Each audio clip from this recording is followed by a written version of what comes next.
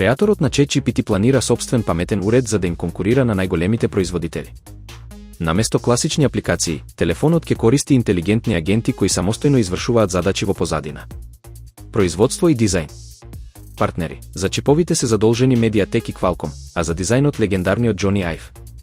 Рокови. Финализирање на планот се очекува во 2026 година, а сериско производство во 2028 година. Зошто собствен хардвер? Целта на Сем Алтман е целосна контрола врз оперативниот систем. Со тоа ќе се овозможи хардверот да биде изворно оптимизиран за вештачка интелигенција, со што ќе се намали зависноста од платформите како Android и Apple. По мобилните уреди, обврската за USB-C приклучок сега важи и за лаптопите на пазарот на Европската унија.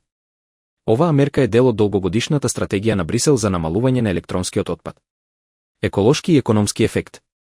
Електронски отпад. Секоја година фрлените полначи создаваат околу 11.000 тони отпад.